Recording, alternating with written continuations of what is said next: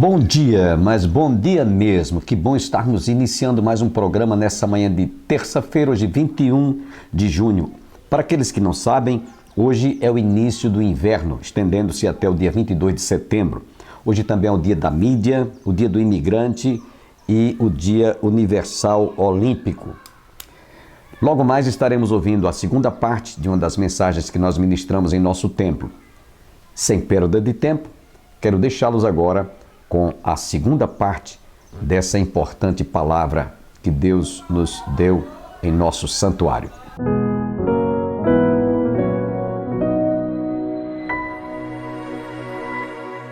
O sacerdote ali sabia disso, porém, na hora de aplicar a correção e a disciplina, ele não corrigia. Estes, pois, são os mandamentos, os estatutos e os juízos que mandou o Senhor teu Deus, se te ensinasse, para que os cumprisse na terra a que passas para possuir, para que temas ao Senhor teu Deus e guardes todos os seus estatutos e mandamentos que eu te ordeno, tu e teu filho e o filho de teu filho, todos os dias da tua vida, e que teus dias sejam prolongados. Ouve, pois, ó Israel, e atenta em os cumprirdes, para que bem te suceda, e muito se multipliques na terra que mana leite e mel, como te disse o Senhor teu Deus, Deus de teus pais. Ouve, Israel, o Senhor nosso Deus é o nosso único Senhor. Amarás, pois, o Senhor teu Deus de todo o teu coração, de toda a tua alma, de toda a tua força. Estas palavras que hoje te ordeno estarão no teu coração. Agora veja no versículo 7. Preste atenção, no verso 7. Tu as inculcarás a teus filhos, e delas falarás, assentado em tua casa, e andando pelo caminho, e ao deitar-te, e ao levantar-te. Também as atarás como sinal na tua mão, e te serão por frontal entre os teus olhos, e as escreverás nos umbrais da tua casa e nas tuas portas. Então, essa foi a recomendação que Deus fizera para todas as famílias. E o sacerdote ali certamente sabia disso aqui. Olha, faça lá todas as recomendações que ele precisava aplicar.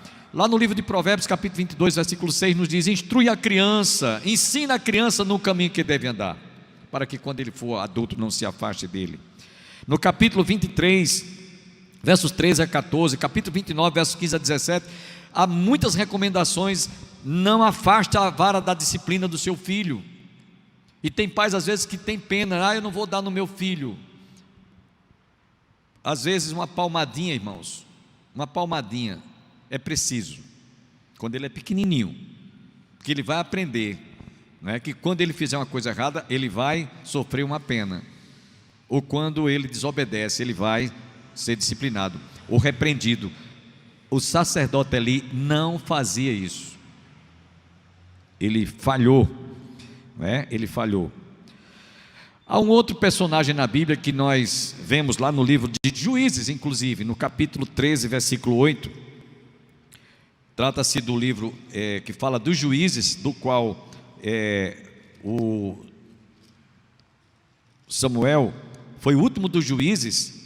Capítulo 13, versículo 8, nós encontramos a história de Sansão, cujos pais ensinaram-no, e mesmo ele tendo desobedecido lá na frente, mas ele terminou seus dias de vida reconhecendo que ele tinha falhado na sua vida, toda a sua vida, se prostituindo com tudo que era de mulheres, inclusive com Dalila, que foi levantada pelos filisteus para que ele fosse como uma presa fácil para que Israel fosse derrotada.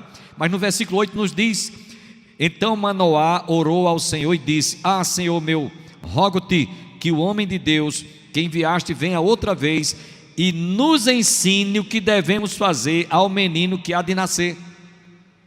Olha que diferença. Manoá, pai de Sansão, quer dizer, tinha aquela preocupação que Deus levantasse alguém para o anjo viesse instruí-lo pela revelação que ele recebera, para que aquele filho fosse criado nos caminhos do Senhor, mesmo ele tendo sido educado, instruído, criado, tendo se desviado lá na frente, ele se volta para Deus. Quando ele estava lá diante daquela festa, os olhos vazados, ele disse: morra eu com os filisteus, conquanto que Deus seja glorificado. E diz o texto que ele morreu mais gente, ele matou mais gente, né, com a sua morte, do que em toda a sua existência. Irmãos, a obediência depende muito da maneira como nós corrigimos, como nós disciplinamos os nossos filhos. Eu vou contar para vocês uma história que aconteceu com meu filho mais velho. Ele era criança, tinha uns 6 a 7 aninhos, estudava no jardim de infância. Quando foi um dia, ele chegou em casa e arengou com a irmã, aí disse um palavrão, um nome bem feio, viu? Eu não vou dizer aqui não. Aí eu cheguei na mesma hora e disse: meu filho, venha cá. Você já ouviu sua mãe algum dia dizer esse nome aqui em casa? Não. Você já ouviu seu pai um dia dizer esse nome? Não. Você sabe o que é que quer dizer esse nome? Não. Eu digo: onde você aprendeu esse nome? Na escola. Os coleguinhas lá, quando arengava com outro, eles diziam esse nome. E eu entendi que isso era um nome feio. Eu digo: meu filho, você sabe o significado desse nome? Sei não. Aí eu expliquei para ele. Eu disse: esse nome significa isso, isso, isso e isso. Agora eu vou lhe dizer uma coisa. Olhe, nunca mais, aí eu dei muita ênfase, nunca mais, mas nunca mais mesmo você diga esse nome, nem aqui dentro de casa, nem com sua irmã, nem em canto nenhum, porque esse nome é um nome feio e você deve se corrigir de não mais pronunciar esse palavrão. Sabe quantas vezes ele voltou a dizer esse nome? Nunca mais. Irmãos, tem pais às vezes que dizem assim: meu filho, olha, eu não quero que você diga palavrão dentro de casa. Mas o pai às vezes é o primeiro a dar o mau exemplo. Vá para tal canto, né? Filho dessa, filho daquela. O menino ouve, aprende na prática, não é? O pai diz assim: meu filho, olha, você não minta, mentir é assim, assim, não faça isso, não diga isso. E o filho, na primeira oportunidade, vê o pai mentindo. Que autoridade esse pai tem para disciplinar ou para corrigir o seu filho? Nenhuma. Então o sacerdote ali falhou, sabe por quê? Porque ele não corrigiu, ele não disciplinou. E outra coisa também dentro desse aqui, ele não deu exemplo. Como deveria dar. A palavra de Deus diz que a repreensão e a correção, elas são modos, são maneiras de você inclusive formar o caráter do seu filho. Então, se você não corrige, se você não disciplina, se você não dá exemplo, você está simplesmente dando uma lição negativa para o seu filho. Qual o legado que você está implantando, ingerindo, transmitindo, né? Enxertando no coração dos seus filhos? Que exemplo você está dando como pai? Que testemunho?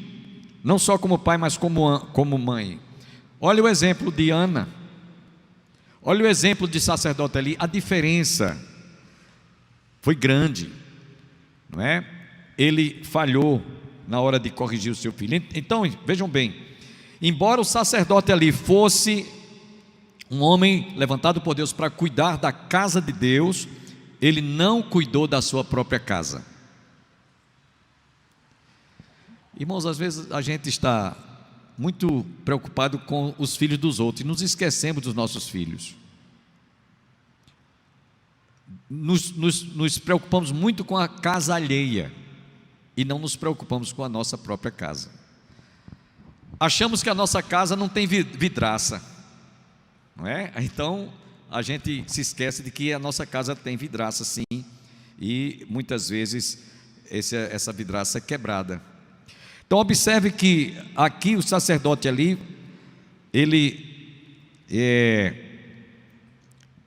tinha filhos que se comportavam como filhos de Belial. No versículo 12 diz que os seus filhos eram filhos de Belial.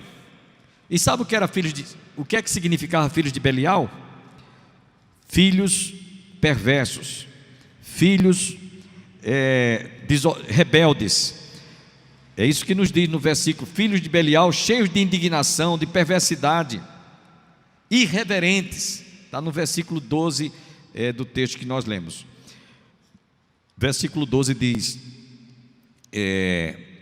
eram, porém, os filhos de Eli, filhos de Belial, e não se importavam com o Senhor. Não se importavam com o Senhor. Sabe o que quer dizer isso aí? Não tinham temor a Deus. Não tinham o temor a Deus.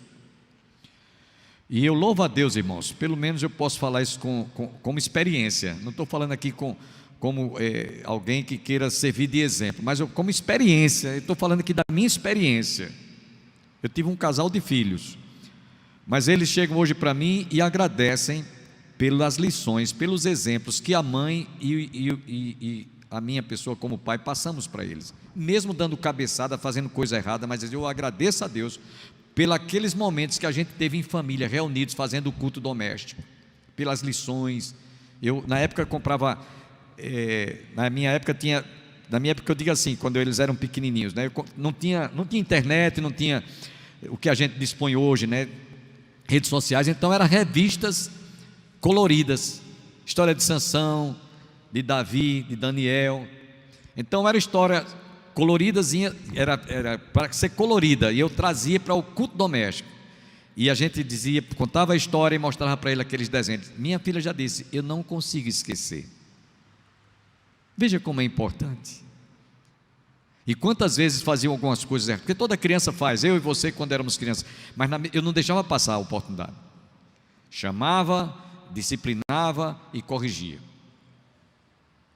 Muitos pais hoje estão chorando, e muitas mães, porque não souberam aplicar a disciplina e a correção como deveria ser, a exemplo do sacerdote ali. Então, que legado você está passando para os seus filhos? Você está preocupado em deixar o patrimônio? Eu quero deixar, quando eu partir ou quando eu morrer, um patrimônio para os meus filhos. O patrimônio vai ser esse carro, vai ser essa casa, vai ser uma fazenda, vai ser um dinheiro que tenha na poupança, seja lá o que for. Puro engano, ledo engano. Por quê? Porque, irmãos, lembra-se da história do filho pródigo? O filho pródigo que está lá, né? Senhor, meu pai, olha, me dê a parte que me toca por herança, porque eu quero aproveitar. E pegou o pai e disse: mas meu filho, você não tem tudo em casa, aqui não tem comida, não tem roupa, não tem servos a seu serviço. Mas eu quero ir para o mundo, eu quero experimentar, eu quero usufruir, eu quero sentir os prazeres do mundo.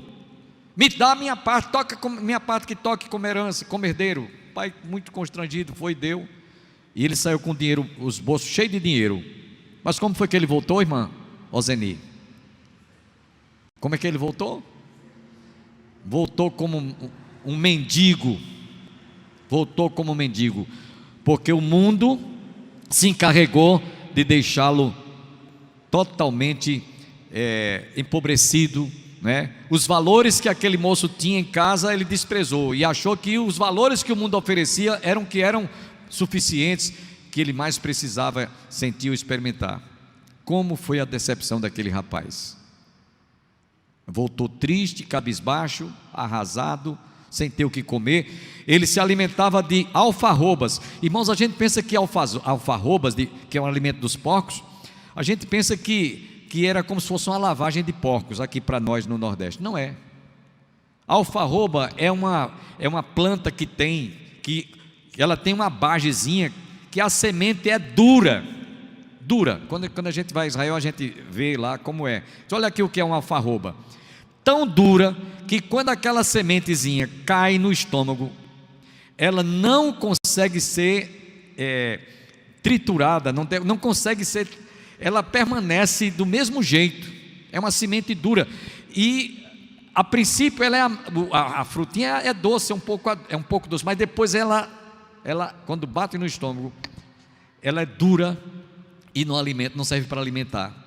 E foi isso que aquele moço conseguiu: cuidar de porcos e comer alfarrobas, os alimentos dos porcos. É isso que o mundo oferece. Então, se você está dizendo: mas eu queria que meu filho, quando eu morrer, eu vou dar esse patrimônio, essa casa, seja lá o que for. Eu tive a oportunidade de visitar uma família nobre aqui de Campina Grande, faz anos isso, e os pais já são falecidos, mãe e pai. E um dia, assim que o pai morreu, primeiro morreu a mãe, depois o pai, eu fui fazer uma visita pastoral. Alguém pediu: pastor, faça uma visita à família, e a gente até num certo sentido tem assim uma aproximação. Eu fui lá e disse: olha, eu quero ter uma reunião com todos os filhos, todos, sem exceção de nenhum. Então fizeram um esforço e vieram todos, e eu falei para eles isso que eu vou dizer para vocês: olha, seu pai, os vossos pais deixaram patrimônio grande para vocês, para a família. Vocês têm um patrimônio enorme, mas eu quero dizer para vocês que o maior patrimônio que os pais de vocês deixaram não foi esses bens materiais. Esses bens materiais, eles são passageiros. O mundo passa e as suas concupiscências, mas aquele que faz a vontade de Deus permanece para sempre, dizia eu. O maior patrimônio que o seu pai deixou para vocês, e eu conheci a família quando alguns filhos ainda eram pequenininhos, está aqui. Esse foi o maior patrimônio que os seus pais deixaram, plantado no coração, a semente do Evangelho plantada nos vossos corações. Procurem obedecer, procurem aplicar isso nos vossos corações, tudo que está aqui, e vocês serão felizes. Tirem da mente e do coração de vocês esses bens materiais, porque tudo isso aqui vai passar. Aí eu disse para eles, para terminar: os seus pais, quando morreram, levaram algum pedaço de bem desses bens materiais? Eles levaram algum trocadinho no bolso? Não. Essa foi a resposta. Eu digo: pois bem, o patrimônio que os seus pais deixaram como legado é aqui na palavra.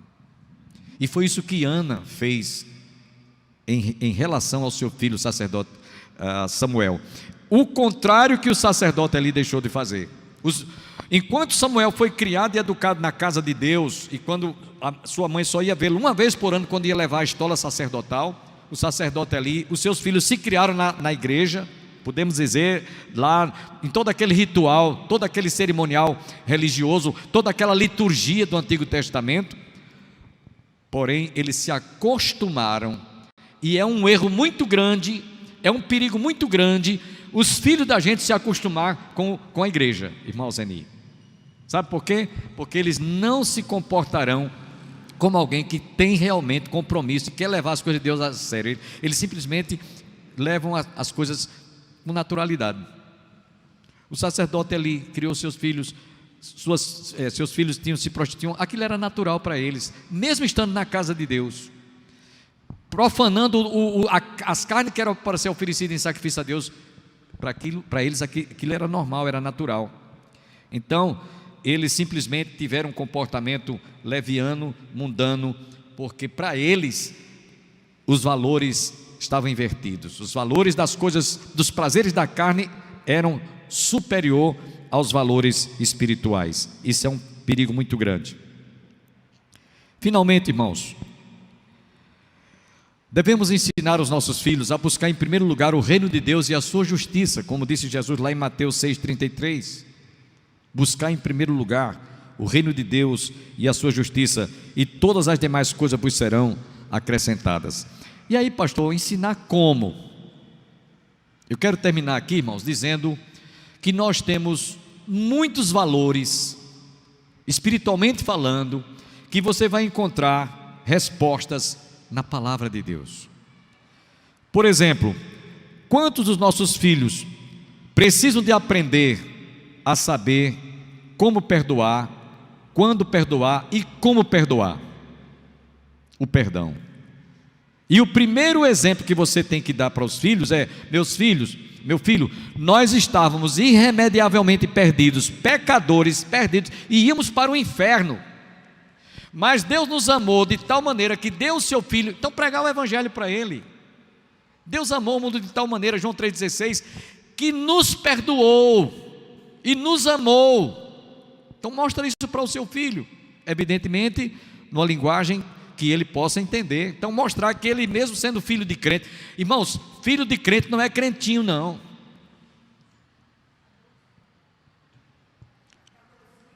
Senhora? São pecadores.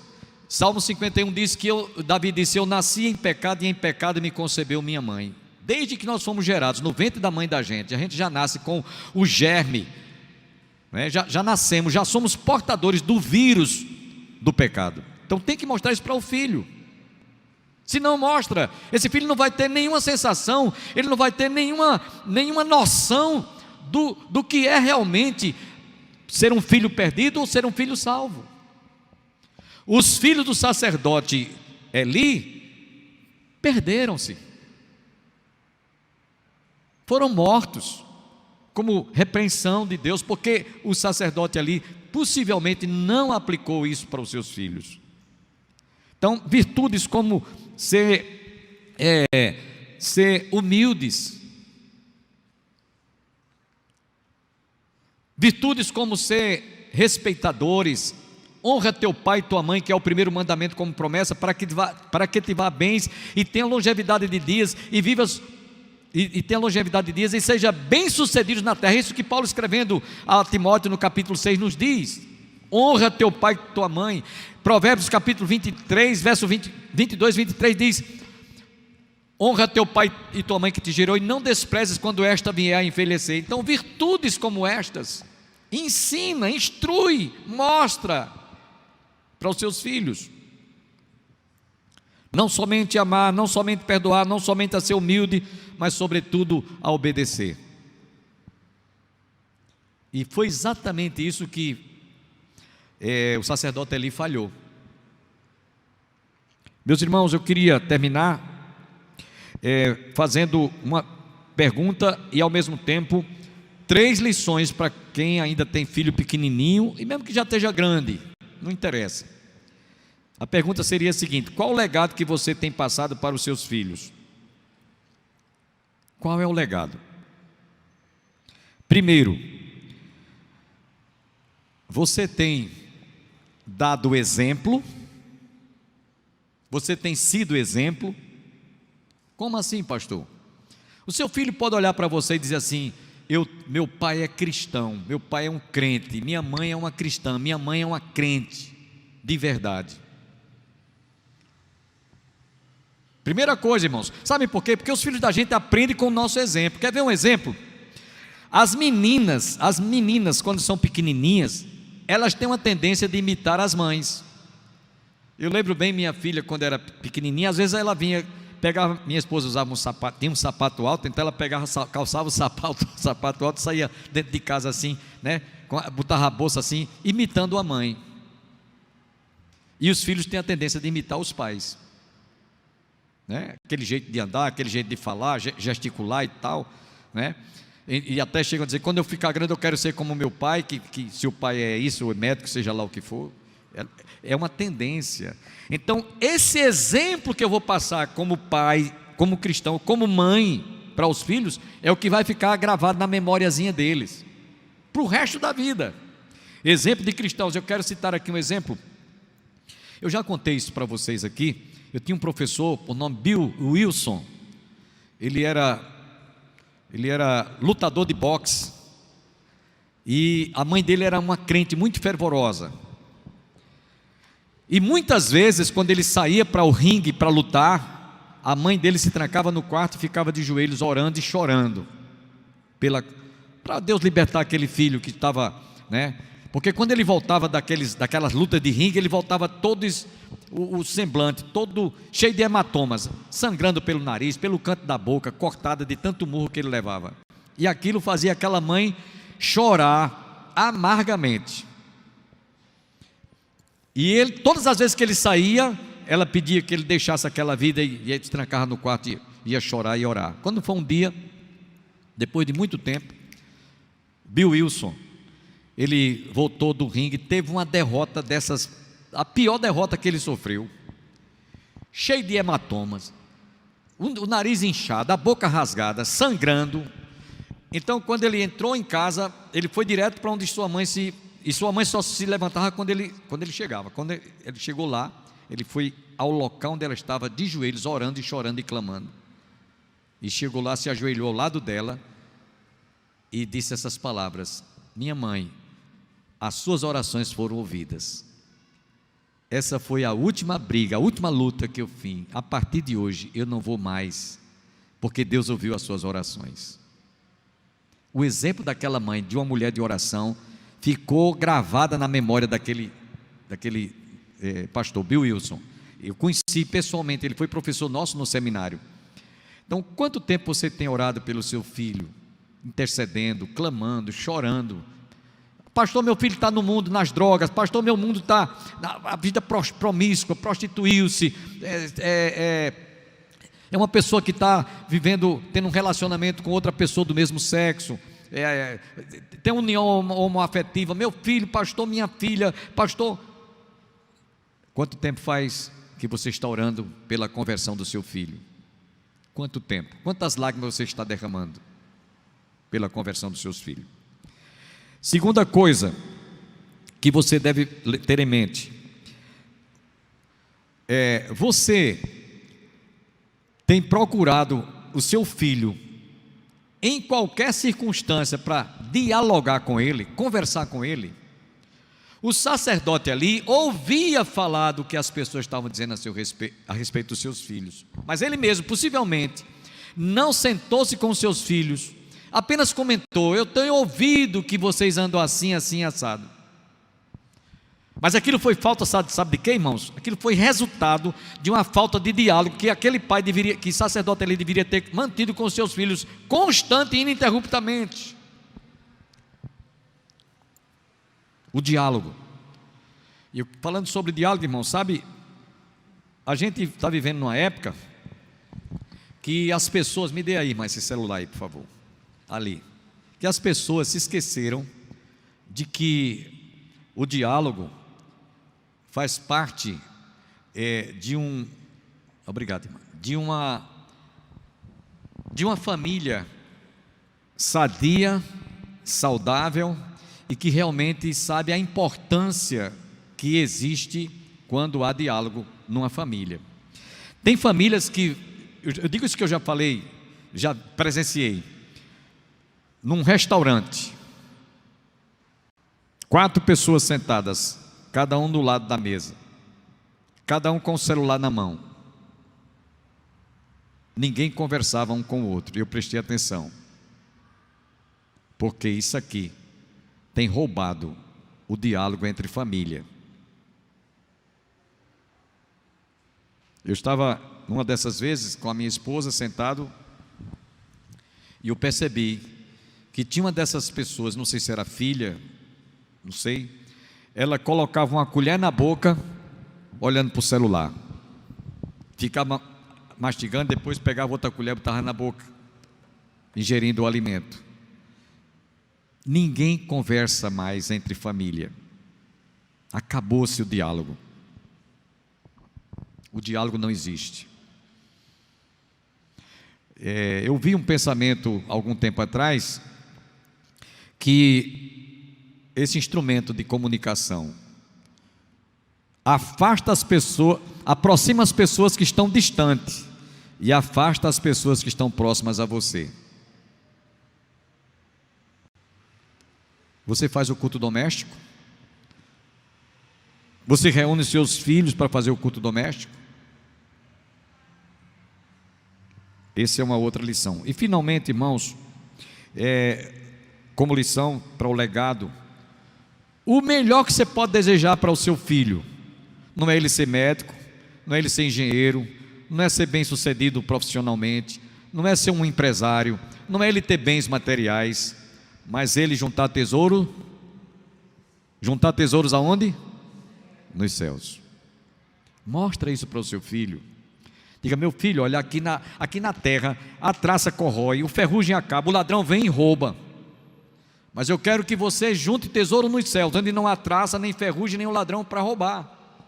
Esse é o tesouro, meu filho, que eu quero que você receba, que você alcance, que você conquiste.